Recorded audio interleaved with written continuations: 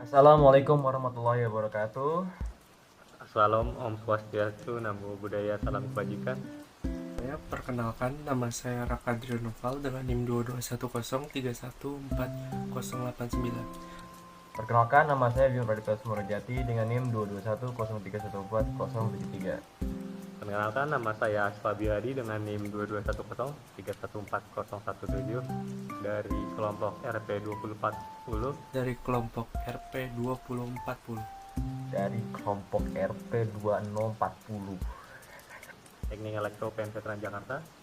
Pada kesempatan kali ini, saya bersama teman-teman saya akan menjelaskan tentang pengaruh mikrokontroler dalam dunia kesehatan. Silakan disimak, terima kasih. Oke, teknologi merupakan hal yang penting dalam perkembangan peradaban manusia, tidak kecuali dalam dunia kesehatan. Teknologi memiliki peran penting yang mempengaruhi perkembangan dari dunia kesehatan itu sendiri. Di antaranya mengoptimalkan proses dan kecepatan pengobatan, lalu meningkatkan kualitas pelayanan, lalu juga mengurangi human error yang bisa diakibatkan oleh ketidakfokusan manusia. Oke, jadi mikrocontroller itu adalah sebuah komputer kecil yang terintegrasi dengan perangkat elektronik. Dia memiliki otak, memori, dan kemampuan untuk berkomunikasi. Mikrocontroller memainkan peran penting dalam pengembangan alat medis pintar yang dapat memonitor kondisi pasien secara real time. Dengan sensor yang terhubung, mereka dapat mengukur detak jantung serta hal yang lain dalam tubuh manusia. Mikrocontroller merupakan sebuah komputer di dalam chip yang digunakan untuk mengontrol peralatan elektronik. Mikrocontroller pertama kali dikenalkan oleh Texas Instruments dengan seri TMS 1000 pada tahun 1974 yang merupakan mikrocontroller 4 bit pertama di dunia. Mikrocontroller adalah chip yang dapat melakukan pemrosesan data secara digital sesuai dengan perintah atau coding yang di-input.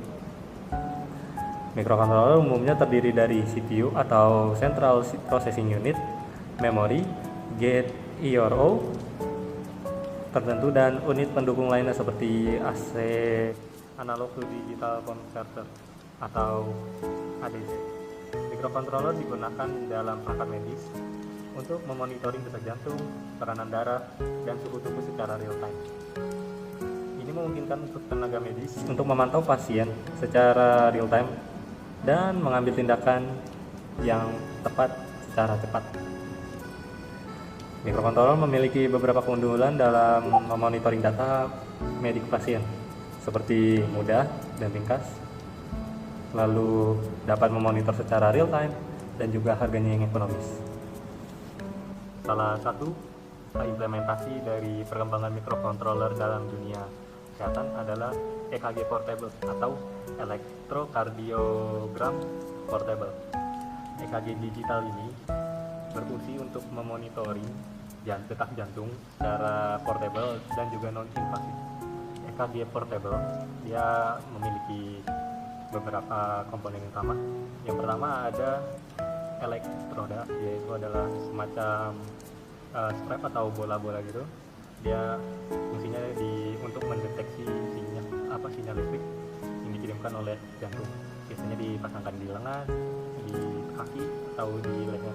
Oke, yang kedua ada sensor dan amplifier. Jadi sensor dan amplifier ini gunanya untuk memperkuat sinyal yang dikirimkan oleh jantung. Jadi karena sinyal yang dikirimkan oleh jantung itu terlalu lemah, dibutuhkan amplifier untuk menguatkan agar bisa lebih terbaca oleh sensor. Oke, yang ketiga ada microcontroller. Jadi microcontroller ini otaknya dari EKG. Dia yang mengatur sensor dan juga amplifier. Dia yang juga mengatur sinyal-sinyal atau memprosesnya ya, untuk menjadi data EKG yang bisa dibaca.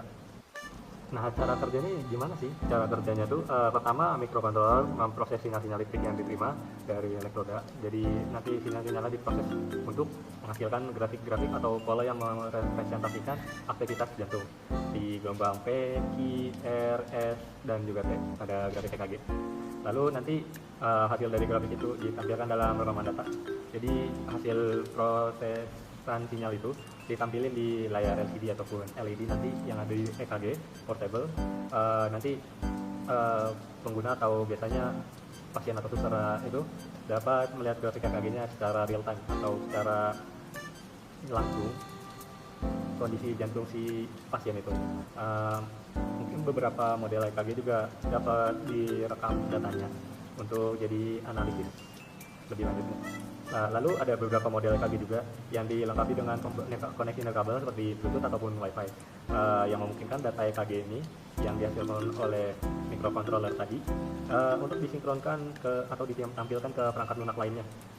Jadi gunanya apa? Gunanya tuh agar bisa dipantau secara wireless atau dalam jarak jauh, agar misalnya pasien ini mau rawat jalan ataupun mau tinggal di rumah, jadi dokter tetap bisa memantau kondisi dari jantungnya secara real time tanpa harus bertemu dengan pasien itu sendiri.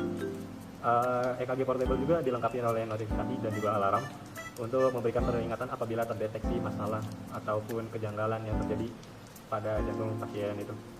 Jadi EKG portable ini sangat membantu untuk pasien-pasien yang ingin melalui perawat jalan, jadi tidak perlu harus selalu di rumah sakit, jadi dia bisa pulang ke rumah dan dipantau secara real time oleh dokter. Kesehatan di era IoT, inovasi teknologi untuk Indonesia yang lebih sehat. Nah, sekarang itu Indonesia memasuki era teknologi yang canggih dan bidang kesehatan pun ikut merasakan manfaatnya. Salah satunya adalah hadirnya IoT atau Internet of Things yang terintegrasi dengan peralatan medis, perangkat yang bisa dipakai atau wearables, dan sistem kesehatan secara keseluruhan. Teknologi ini membuka berbagai peluang untuk yang pertama itu ada diagnosis yang lebih akurat. Pernahkah kalian mendengar tentang otoskopi? Ini adalah prosedur untuk memeriksa bagian dalam telinga secara visual. Biasanya otoskopi dilakukan untuk mendiagnosis infeksi telinga atau memantau efektivitas pengobatan. Nah, teknologi IoT menghadirkan otoskopi digital. Alat ini dilengkapi kamera mini dan sensor yang canggih, sehingga dokter bisa melihat detail telinga bagian dalam secara real time di layar monitor. Dokter pun dapat menyimpan dan menganalisis gambar untuk memantau jangka panjang. Yang kedua itu ada pemantauan jarak jauh. Teknologi IoT memungkinkan pemantauan pasien dari jarak jauh. Pasien penyakit jantung misalnya, biasanya menggunakan perangkat wearable seperti smartwatch atau smartbands. Nah, perangkat ini dapat memantau detak jantung, tekanan darah, aktivitas fisik, dan pola tidur secara terus-menerus. Nah, data tersebut kemudian dikirim ke platform khusus yang dapat diakses dokter untuk memantau kondisi pasien. Dengan pemantauan jarak jauh, dokter bisa mendeteksi perubahan kondisi pasien yang lebih dini dan mengambil tindakan pencegahan yang tepat. Nah, yang ketiga itu ada konsultasi online lebih mudah. IoT juga memudahkan konsultasi dokter dan pasien. Melalui video call, pasien bisa berkonsultasi dengan dokter tanpa harus pergi ke klinik atau ke rumah sakit. Ini tentunya sangat bermanfaat bagi mereka yang tinggal di daerah terpencil atau memiliki keterbatasan mobilitas. Dokter pun bisa menggunakan alat diagnosis jarak jauh seperti stetoskop digital atau otoskopi digital untuk pemeriksaan virtual yang lebih akurat. Ini baru sebagian kecil dari potensi teknologi IoT di bidang kesehatan.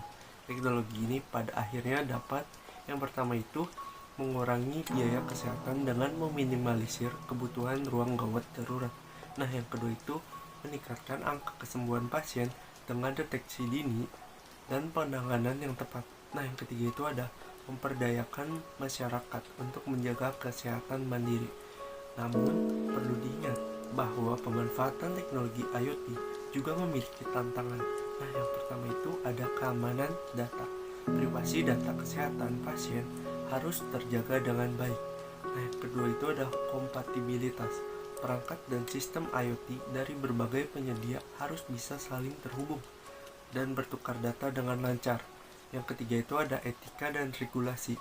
penggunaan teknologi IoT harus mengikuti aturan dan standar etika yang jelas. Dengan terusnya berinovasi dan mengatasi tantangan yang ada, teknologi IoT berpotensi membawa dampak positif yang besar bagi kesehatan masyarakat di Indonesia.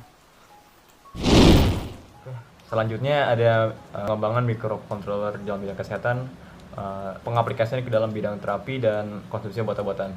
Di sini setelah saya searching dan cari-cari ada dua yang menarik menurut saya, yaitu pertama ada alat terapi kaki berbasis microcontroller Arduino menggunakan Bluetooth smartphone Android, dan yang kedua itu ada alat bantu kotak obat berbasis microcontroller dalam peningkatan kepatuhan meminum obat pada pasien TBC. Yang pertama masuk ke alat terapi kaki berbasis microcontroller Arduino menggunakan Bluetooth smartphone Android.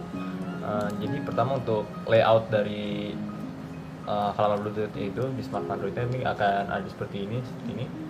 Di sini bisa dilihat dia tuh menggunakan alat Bluetooth itu seperti ada tombol on and off, dan tombol-tombol itu berfungsi untuk mengontrol alat terapi yang memberikan getaran pada kaki melalui dinamo. Selanjutnya di sini bisa dilihat juga sini ada rancangan arsitektur sistem itu tersebut.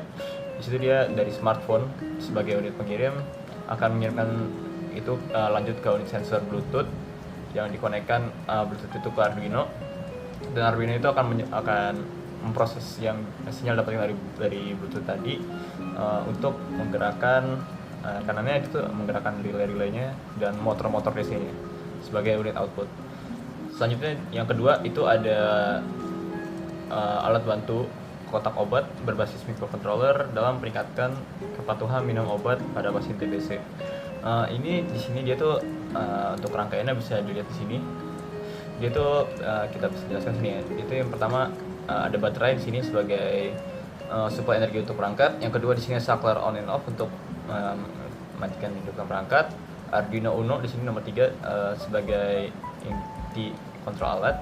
Terus berikutnya ada RTC sebagai pengatur waktu real time. Yang kelima ada buzzer untuk membunyikan suara alarm. Yang keenam itu ada tombol sebagai tekan tombol sebagai untuk mendiamkan alarm. Yang ketujuh ada LCD sebagai tampilan menunjukkan waktu, dan yang ke-8 itu ada LED untuk menunjukkan kapan untuk meminum obat harus minum. Dan seterusnya ada cara kerja dari alat tersebut bisa dilihat di sini, ini alatnya. Dan pertama itu untuk cara kerja alatnya itu pertama dia tuh kita harus menghidupkan dulu catur daya 3,7 volt dari baterai itu tersebut. Terus kita masukkan papan Arduino Uno, board Arduino itu sebelumnya diisi dengan program-programnya yang agar coding yang berfungsi untuk mengatur rangkaian dan ditentukan akan aktif pada waktu yang telah ditentukan. Terus yang ketiga, RTC akan menjalankan waktu secara real time yang tampil pada layar LCD. Ketika Arduino akan memicu buzzer dan LED sehingga pada saat itu buzzer berbunyi dan LCD akan menyala. Dari kedua alat tersebut kita bisa lihat bahwa microcontroller sangat membantu dalam bidang kesehatan. Dari alat pertama, microcontroller itu digunakan sebagai otaknya untuk mengubah arus sinyal dari input Bluetooth untuk berubah menjadi output, yaitu menggerakkan motor DC dari alat terapi itu tersebut sesuai dengan keinginan pengguna. Dan yang kedua, microcontroller dapat digunakan sebagai alat kontrol alat untuk mengatur waktu minum obat agar obat bisa diisi dalam waktu yang tepat, itu tadi seperti jam yang tadi, dan juga untuk membunyikan alarm itu tersebut. Dari kedua contoh tersebut sebenarnya masih banyak lagi hal-hal yang lain, tapi sekian dari kami, kurang lebih mohon maaf. Wassalamualaikum warahmatullahi wabarakatuh. Thanks everyone for watching. Sekian dari kelompok kami. See you on the next Mohon maaf. episode. Wassalamualaikum Bye bye. warahmatullahi Bye wabarakatuh. bye.